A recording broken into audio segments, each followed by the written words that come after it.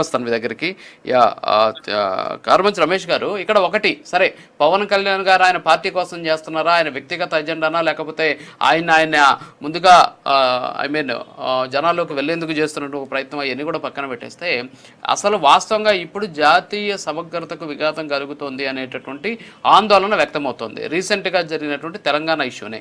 So మీరు పార్టీని పక్కన పెట్టేసేయండి, ఇప్పుడు తెలంగాణకి ఆంధ్రప్రదేశ్కి సంబంధించినటువంటి పవన్ కళ్యాణ్ ఎలా వస్తారు అని చెప్పేసి వాళ్ళు ప్రశ్నించారు. కారణాలు పక్కన పెడితే ఎవరైనా వెళ్ళొచ్చు, అంతేకాని దానికోసం వీసాలు తీసుకోవాల్సినటువంటి అవసరం లేదని చెప్పేసి గతంలోనే దీని మీద ఒక పెద్ద డిబేటే జరిగింది, దీని మీద ఒక పెద్ద చర్చలు కూడా జరిగినటువంటి పరిస్థితి. సో ఏమంటారు సార్? రాజు గారు, వాస్తవంగా అంటే ఇందక్కడ మీరు అన్నట్లుగా ప్రొఫెసర్ నాగేశ్వరరావు గారు మరి అలా మాట్లాడినట్టుగా నేను అనుకోవట్లేదు. ఎందుకంటే కాంగ్రెస్ నాయకులు మాట్లాడారు, కవిత గారు మాట్లాడారు, వీళ్ళు తెలంగాణ మా అబ్బ జాగీరా అది ఇది అని చెప్పి వాళ్ళు మాట్లాడారు తప్ప ప్రొఫెసర్ నాగేశ్వరరావు గారు ఎక్కడా కూడా తెలంగాణకి. ప్రొఫెసర్ నాగేశ్వర్ గారు కూర్చున్నటువంటి సభలో మీరు వినాలి రమేష్ గారు, నేను అనింది ఏంటంటే ప్రొఫెసర్ నాగేశ్వర్ గారు కూర్చున్న సభలో అక్కడ ఉన్నటువంటి ఒక మేధావైనటువంటి జర్నలిస్టు నువ్వు ఎలా వచ్చి హైదరాబాద్ లో అడుగు పెడతావో చూస్తాం ఖబర్దార్ పవన్ కళ్యాణ్ అన్నప్పుడు, ఇదే ప్రొఫెసర్ నాగేశ్వర్ అక్కడ ఉన్నప్పుడు భారత్ మాతాకి జై అని ఎందుకు నినదించలేదు? అది నా ప్రశ్న.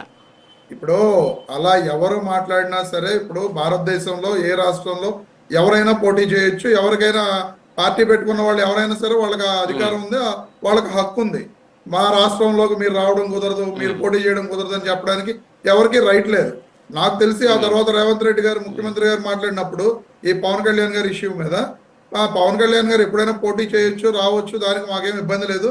కానీ మొన్న ఇష్యూ జరిగింది కాబట్టి ఆ ఇష్యూ మీద కొన్ని రకాలైన టెన్షన్స్ క్రియేట్ అయ్యి ఉన్నాయి కాబట్టి సో మేము సభకు అనుమతి ఇవ్వలేదని చెప్పి చెప్పడం జరిగింది. కానీ ఏదైనా సరే డెమోక్రసీలో మనం ఉన్నప్పుడు ఏ రాష్ట్రంలోనైనా సరే ఏ పార్టీ వ్యక్తి అయినా సరే ఎక్కడైనా తన సభ పెట్టుకునే హక్కు ఉంది, తను పోటీ చేసే హక్కు ఉంది. దాని మీద ఎవరు కూడా అడ్డుకునే హక్కు లేదు, ఏమీ లేదు. దాన్ని అయితే ఎవరైనా సరే ఖండించవలసిన విషయమే. ఇక ఇందాక తిరుత్తు వేణుగోపాల్ గారు మాట్లాడుతూ ఒక 5-6 పాయింట్లు చెప్పడం జరిగింది. అవినీతి వ్యతిరేక పాలన, జాతీయ సమగ్రత, అలా ఒక 5-6 టచ్ చేసుకుంటూ వెళ్ళాను నేను. సరే, మిగతావన్నీ ఎలా పెట్టినా సరే ఈ రోజు రాష్ట్రంలో మీరు వేణుగోపాల్ అన్న పోకూడదంటున్నారు కదా, దానికి కూడా నేను సమాధానం చెప్తాను. విను, మీరు మొట్టమొదటి చెప్పిన మాటకి నేను చెప్తాను. అరే మీరు మాట్లాడినప్పుడు నేను మాట్లాడలేదు, విన్నాను.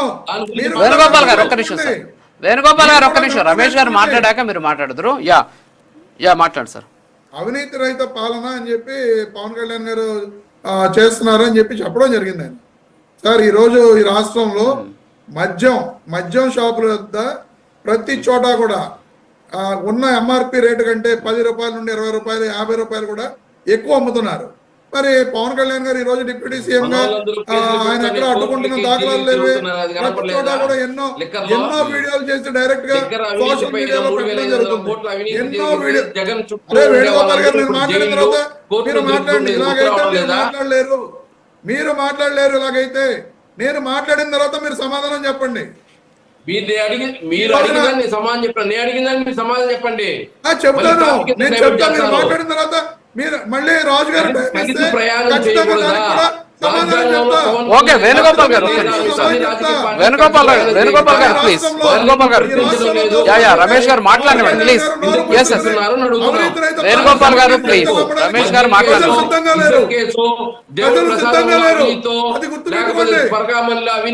వచ్చినట్టు ఈ రాష్ట్రాన్ని చంద్రబాబు నాయుడు గారు పవన్ కళ్యాణ్ గారు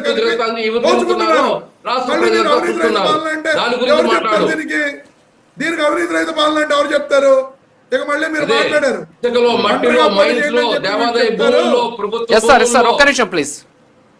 ఒంటరిగా పోటీ చేయండి అని వీళ్ళు చెప్తారు, మార్చమని చెప్పండి అని చెప్పి వేణుగోపాల్ గారు మాట్లాడారు. నేను మాట్లాడిన కాంటెక్స్ట్ ఏంటి? అసెంబ్లీలో అడుగు పెట్టలేరు అన్న స్థాయి నుంచి ఢిల్లీలో చక్రం తిప్పే స్థాయికి పవన్ ఎదగడం విమర్శకులకు చెప్పపెట్టు లాంటిదా అని చెప్పి రాజు గారు ఓపెనింగ్ రిమార్క్స్ లో క్వశ్చన్ వేస్తే ఆ క్వశ్చన్ నేను సమాధానం చెప్పాను. ఈ రోజుగా ఒంటరిగా పోటీ చేసి అంతే కదా, కరెక్టే కదా. ఇప్పుడు ఒకటి ఎస్ అది దానికే కాదు సార్. రమేష్ గారు, వేణుగోపాల్ గారు ఒక్క నిమిషం ఆగండి ప్లీజ్. వేణుగోపాల్ గారు ఒక్క నిమిషం ఆగండి, మీరు ఒక్క నిమిషం ఆగండి, నేను ఆన్సర్ చేస్తాను. ఒక్క నిమిషం ప్లీజ్. వేణుగోపాల్ గారు ఒక్క నిమిషం. రమేష్ గారు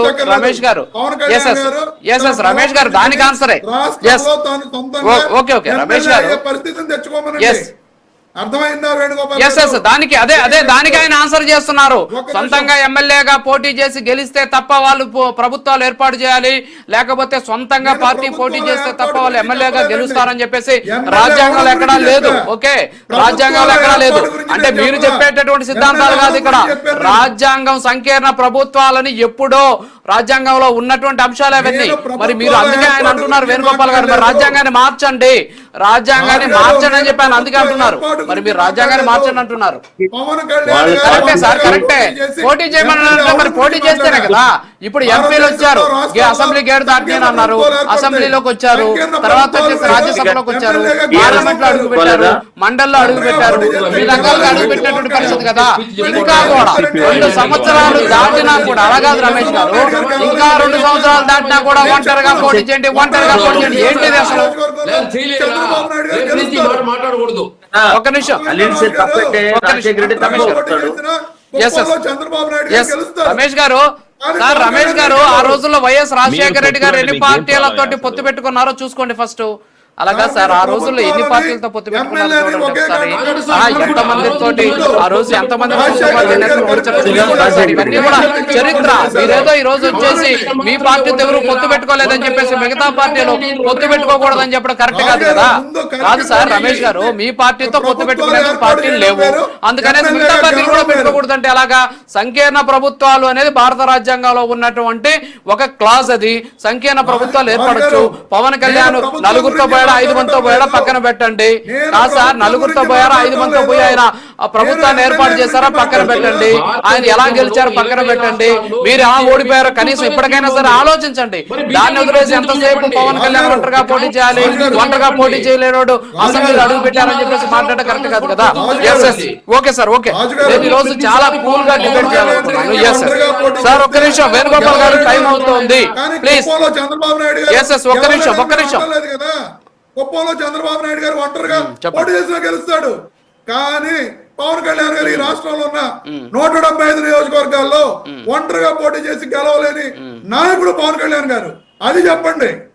మీరు చట్టం చేయండి, అదే చెప్పున్నారు సార్. ఆయన గెలవగలడా లేదా ఇప్పుడు అలాగే సార్, అది గెలవగలడా లేదా అనేది నిర్ణయిస్తాం కదా, ప్రజలు అన్ని పార్టీలు కలిసి వచ్చినాయి. అప్పుడు పని చేయండి, ఎన్నికలకు పోయే ముందు ఒక పని చేయండి, మీరు ఎన్నికలు బహిష్కరించాల్సింది కాదు సార్. 2019 ఎన్నికలు బహిష్కరించాల్సింది మీరు. 2024 ఎన్నికలు బహిష్కరించాల్సింది మీరు కాదు రమేష్ గారు. అవన్నీ వదిలేండి సార్. 2 సంవత్సరాలు దాటిపోయింది సార్.